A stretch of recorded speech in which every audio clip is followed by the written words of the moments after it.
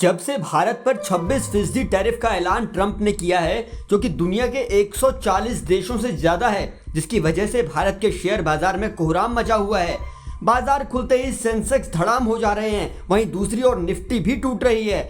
ऐसे समझिए कि एक रिपोर्ट में कहा गया कि अगर अमेरिका भारत पर 25% टैरिफ लगाता है तो भारत को करीब 31 बिलियन डॉलर तक का नुकसान हो सकता है। वहीं अमेरिका ने टैरिफ 26% लगाया है। इस टैरिफ की वजह से आईटी स्टॉक्स और बैंकिंग शेयरों में ज्यादा गिरावट देखने को मिल रही है। टीसीएस और इन्फोसिस के शेयरों में 2% तक की गिरावट देखी गई है। जानकार मानते हैं कि अमेरिकी राष्ट्रपति डोनाल्ड ट्रंप ने भारत पर जो रेसिप्रोकल टैरिफ लगाया है, इसकी वजह से कई सारी कंपनियों को भारी नुकसान झेलना पड़ रहा है, साथ ही बेरोजगारी भी बढ़ सकती है। टैरिफ का असर सीधे भारतीय कंपनियों पर पड़ेगा, जिनमें आईटी की दिग्गज कंपनी टीसीएस, टाटा मोटर्स, इसके अलावा फार्मास्यूटिकल कंपनियां जैसे सन फार्मा और सिप्ला जैसी कंपनियां शामिल हैं। इसके अलावा असर कई एल्यूमिनियम और स्टील कंपनियों पर भी पड़ेगा। अब आपको एक आंकड़े से ये भी बताते हैं कि टैरिफ बढ़ने की वजह से भारत की सबसे बड़ी आईटी कंपनी टीसीएस के शेयरों में शुक्रवार को करीब 2% की गिरावट पाई गई। वहीं इन्फोसिस के शेयरों में भी करीब 2% की गिरावट देखी गई, जो कि भारत के बाजार के लिए चिंता की बात हो गई है।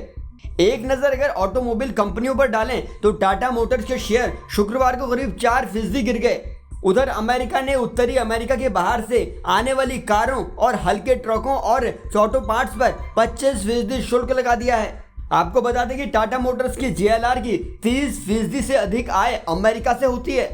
अब ऐसे में टैरिफ लगाने की वजह से भारी नुकसान टाटा मोटर्स को पहुंचेगा। हालांकि ऑटो निर्माता कंपनी मारुति सुजुकी और महिंद्रा एंड महिंद्रा पर कोई बड़ा असर नहीं पड़ा है। उधर स्टील और एल्यूमिनियम कंपनियों को भी मुश्किल समय से सामना करने को तैयार होना होगा, क्योंकि उन्हें ट्रंप शुल्क के बाद अब एशियाई देशों से डंपिंग का डर लग रहा है। और ऐसे में नेशनल एल्यूमिनियम और टाटा स्टील के शेयर करीब 5 से 6% गिर गए हैं। ट्रंप टैरिफ का असर अमेरिका समेत दुनिया भर के बाजारों में देखने को मिल रहा है। रेसिप्रोकल टैरिफ के ऐलान के बाद भारतीय शेयर बाजारों में शुक्रवार को लगातार दूसरे दिन तगड़ी गिरावट आई है। निफ्टी के प्रमुख sectoral index IT, pharma, metal, auto, reality, oil and gas, health care में भारी बिकवाली देखने को मिली है।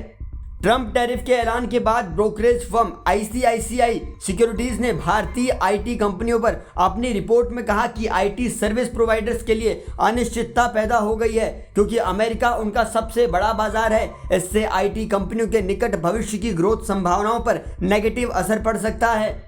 साथ ही ब्रोकरेज ने टीसीएस, इन्फोसिस, एचसीएल समेत कई दिग्गज आईटी स्टॉक्स को डाउनग्रेड किया है और टारगेट प्राइस से कटौती की है।